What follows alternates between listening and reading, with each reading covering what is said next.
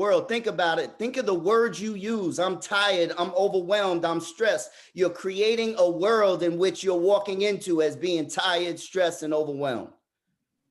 So I'm going to give an example for me that talks about many things. It talks about relationships. It talks about breakups. It talks about, my ex-wife, and maybe some of you are with your child's mother, and maybe some of you are not. But it doesn't matter. If you're listening from a pilot type of listening, you're going to hear something that may move you. So few years back, 7, 8, 9 years back, I was in this crossroads, man. And I was like, I had gotten promoted in the job. I didn't like it. It was the first time I was like living this victim, like I don't even want to come to work. At the same time, I'm going through what I call a difficult divorce. Y'all heard of this term before? Difficult divorce, right?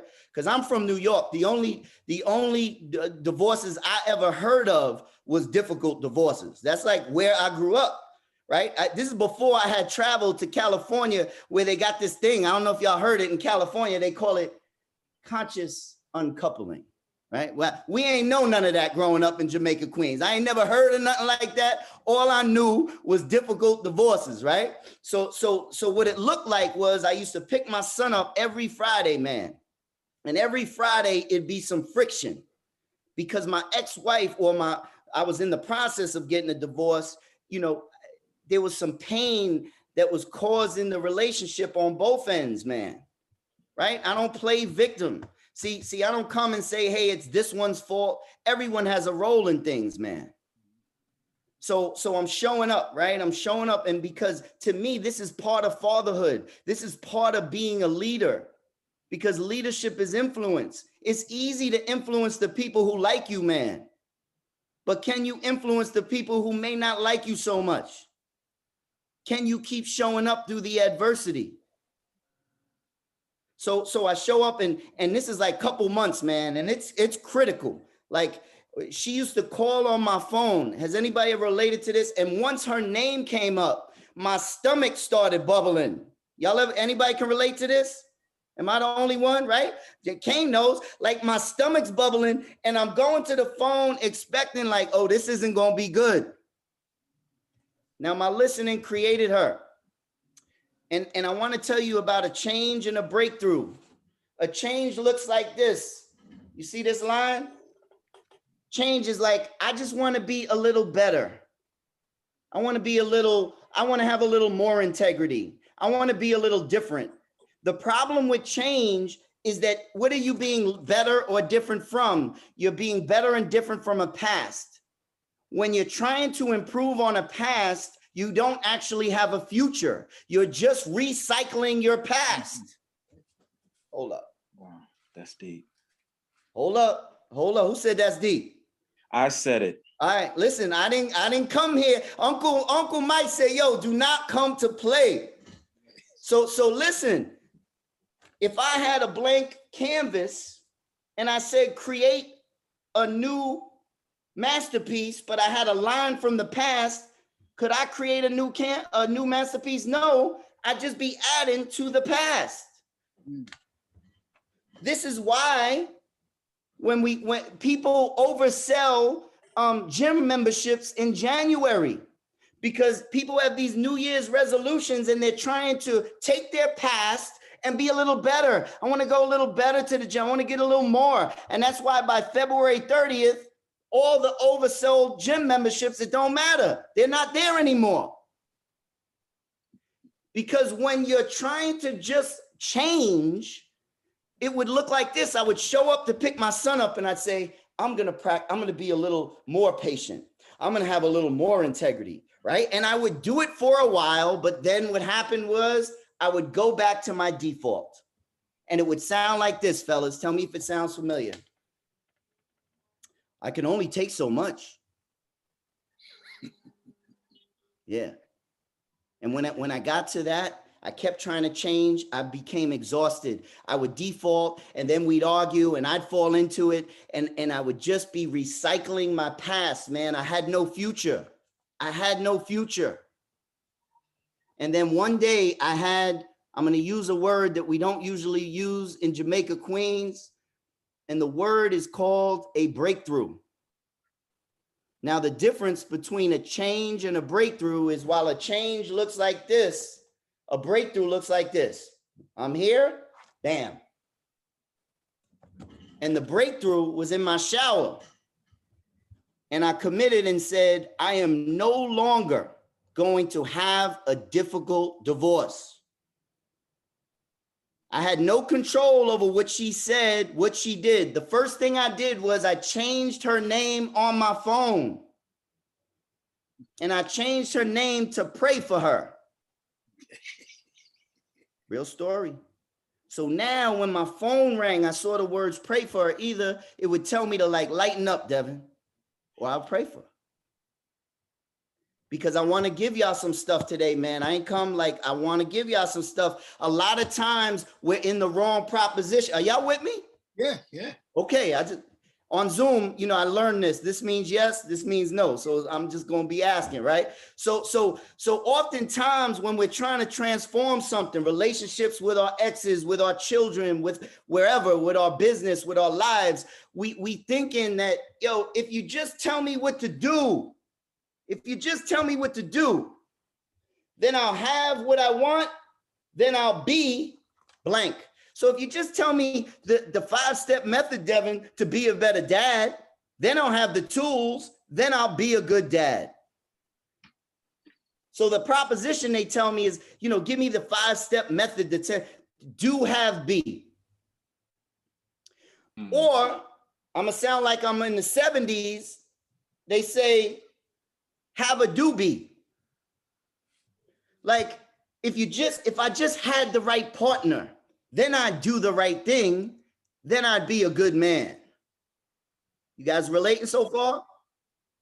And what I'll tell you now is that when a life of having and doing, do, have, do, be leaves us exhausted.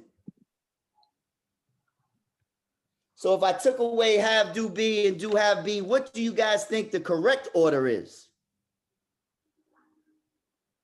Philip? Starts with me. Yep, starts with you. Be, do, have. So when someone says, you know what, I want to have a better relationship with my ex, with my son's mother. The first question I ask Philip is, I don't say, what do you need to do? The first question I ask is, who do you need to be to uplift that relationship with your ex? Hey, I want a better relationship with my teenage daughter. I don't say, what do you need to do? The first question is, who do you need to be?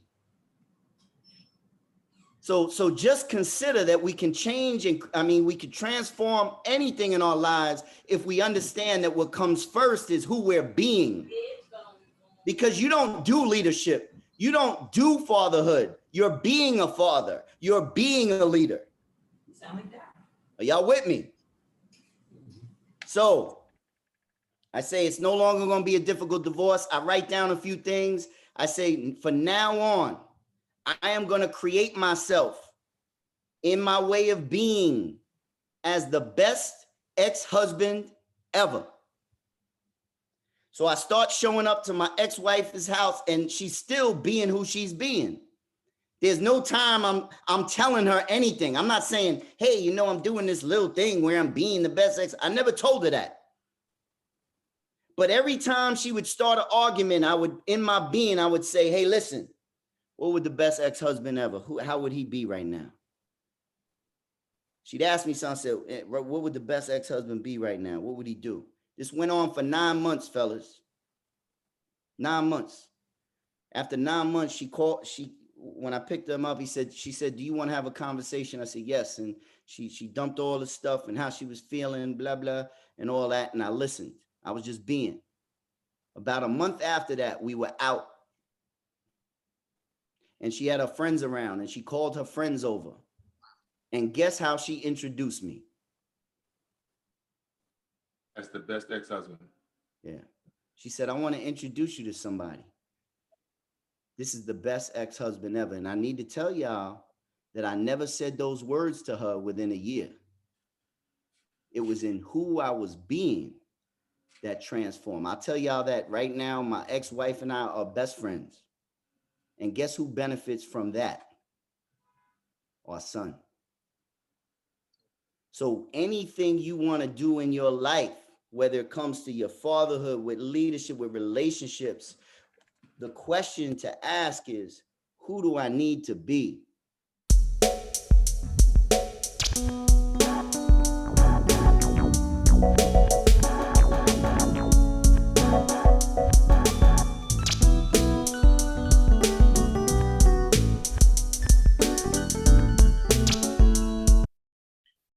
The Real Dads Club, Real Dads Network, it's helping me to be a better person.